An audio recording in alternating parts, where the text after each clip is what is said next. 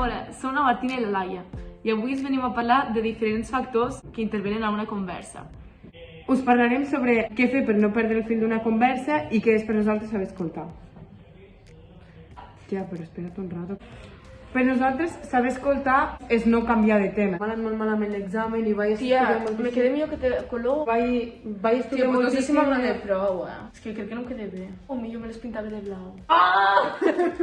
Si a una persona t'està explicant alguna cosa que li ha passat, Buah, tia, he dormit superpoc, estic supercansada. no pots anar a parlar de tu. Dormit Jo sol. també he dormit sol 3 hores. Tia, me quedé forta amb aquesta camiseta, mira. Tia, mira, a mi també me queda molt malament això. Bé, i m'han posat un nom. Pues mira, a mi m'han posat un 10 i El més important, al saber escoltar, no menysprear el que t'estan dient, perquè potser aquesta persona t'està explicant un problema molt important, necessita... consell o ajuda. Tia, pues ahir van començar a discutir els meus pares superfort, que no paraven de cridar-se. Però ja no passa res, això és normal, és el que fan tots els pares, és una tonteria. Un altre factor molt important de saber escoltar és opinar però sense jutjar. Donar el teu punt de vista i aconsellar a la persona sobre el que t'està explicant, però no pots jutjar perquè no saps com li pot sentar l'altra persona i potser li pot sentar malament. L'altre dia vaig quedar amb la Lara però al final no vaig poder, li vaig dir que no. Tia, això no se fa. Què fas, tia? És una mala amiga, tia. Una de les coses més importants per saber escoltar és mostrar interès del que t'està dient. Potser és important per a aquesta persona i tu no pots desinteressar-te. Tia, llavors ve i ens fa... Tia, t'estic parlant, pots deixar el mòbil. Ah, sí, sí. Què feu aquí?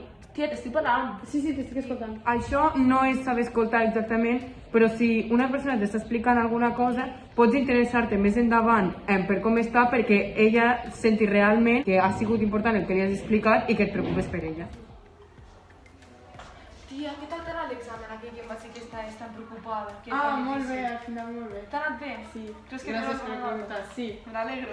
Ja que no soc un xutxo. Jo sempre faig això. També és important que no es perdi el fil de la conversa i que els integrants aportin de la seva part, perquè si només posa de la seva part una persona, la conversa no serà fluida i serà doncs, molt més incòmoda. Claro, no hi ha una conversa si només parleu, és un monòleg. I aquí s'acaba el nostre vídeo Esperem que us hagi agradat molt. i que hagueu après una mica més sobre les converses.